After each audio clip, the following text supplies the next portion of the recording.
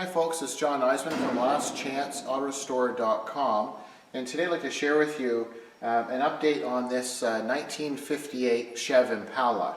So this is the frame and chassis of the Impala, and the last video we shared with you on the frame is we had it on the rotisserie. It was sandblasted and we had welded all the different sections that required some strengthening and reinforcing.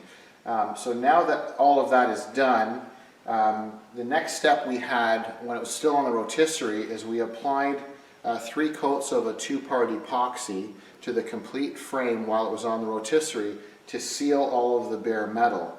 And then after that was done and it was cured, we applied 2 coats of a gloss black single stage paint finish to protect and to seal that epoxy. So after we had that done, we took it off the rotisserie, we set it down on the axle stands, and you've seen here we've done a considerable amount of work on the frame. So I apologize for it being so dirty. It's really dusty in here, and you can see when I give it a wipe, the frame does come out quite nice. I think the camera can probably pick that up. Same thing with the center section here. It's really dusty and dirty in here. So once this is all wiped down, it looks quite nice. It looks quite dusty right now.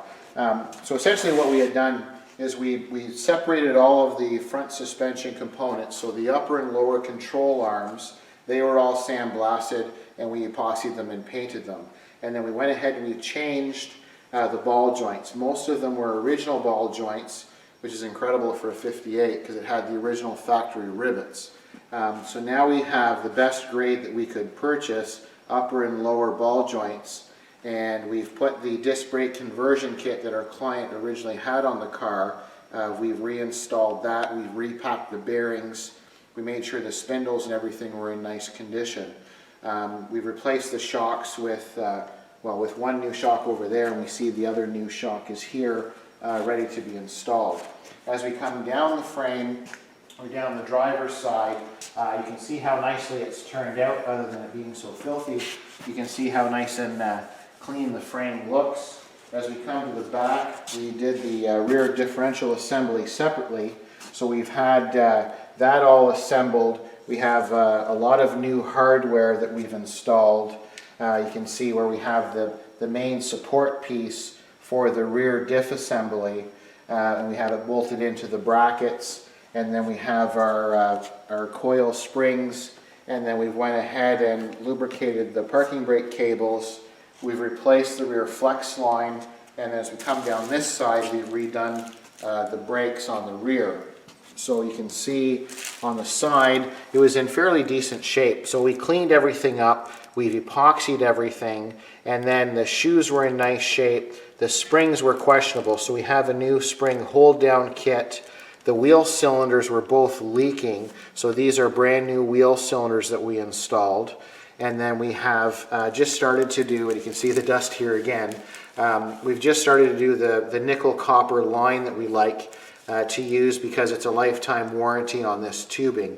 So with the new wheel cylinders in place, we have everything basically set here, and the drums have been cleaned and painted, and they're ready to go back on.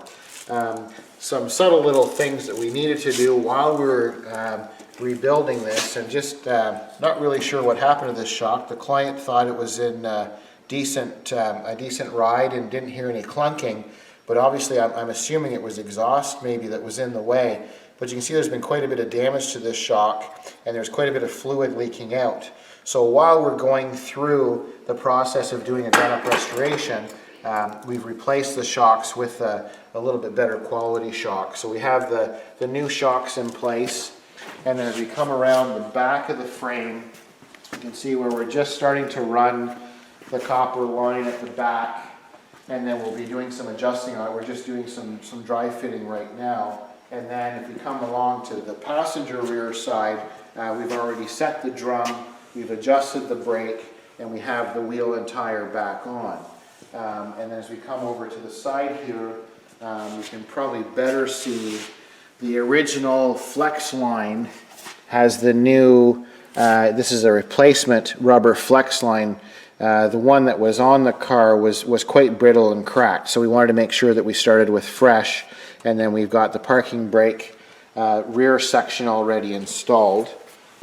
And then you can see once again, when we come over to this side, we already have everything back together. We have the rotor and the shock. The new shock is in, as I mentioned, the new ball joint. So we're just ready to do some brake line work there. So just wanted to show you that we've got quite a bit of progress on this frame, and we'll be working on the engine, or we're still working on this motor.